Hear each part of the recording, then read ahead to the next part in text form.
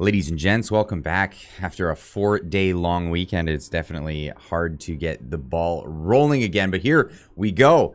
A majority of Canadians disapprove of Justin Trudeau's government. This is new because we go by polls. This is all we do anymore. We go by the polls. Well, here comes a new one. This is from True North.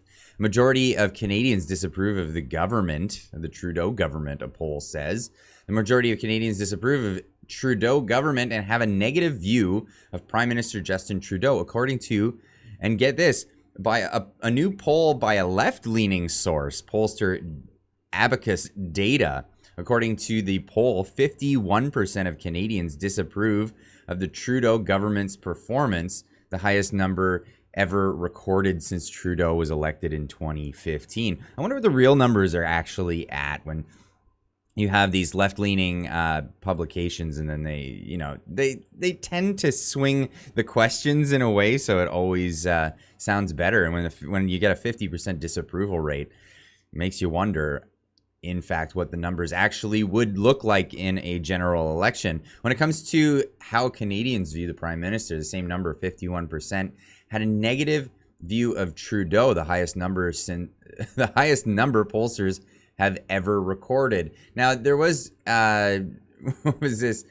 According to a new poll, this is back in June 27th, 2022, majority of Canadians disapprove of PM Trudeau from the Counter Signal. Kian Bexty wrote this one.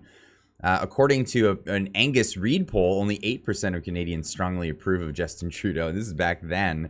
41% strongly disapprove of him as Prime Minister. Now that data is showing 51% strongly disapprove of him and his government. If an election were held now, the pollster predicts that Conservative Party of Canada would win with 35% of the vote. For the American viewers out there, this is how it works in Canada. You can win an election with 35% of the vote because we have multiple parties in Canada, not just a two-party system.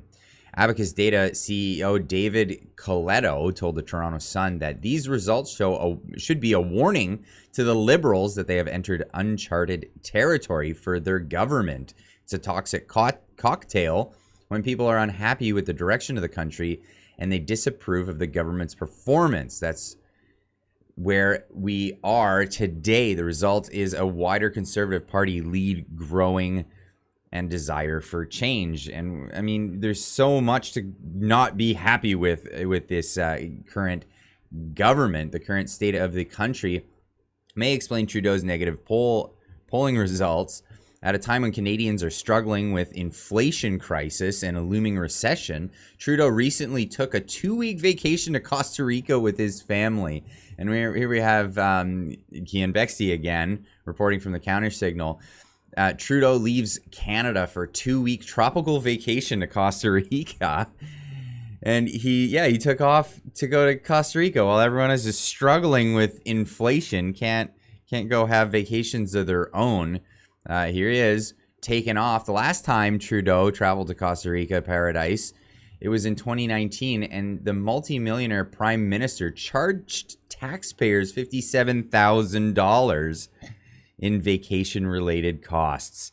So, yeah, is he going to come back to 51% of the people disapproving? Probably higher. And this is why I get into the speculation of when you have a left-wing publication saying he's got a 51% disapproval rate, it's likely higher, actually, Canada-wide. The historically high inflation rates have impacted food prices, accommodation, gas, and many everyday goods and services. Further, Canadians continue to face long lines and delays at airports and passport offices across the country, and many have blamed the Trudeau government's existing COVID measures. Well, they would be right in doing that. I would agree with that assessment of the situation here. We have a lot of idiotic things that they just refuse to get rid of.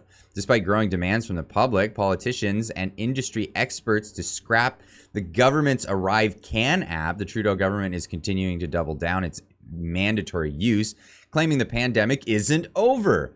It's totes not over, folks.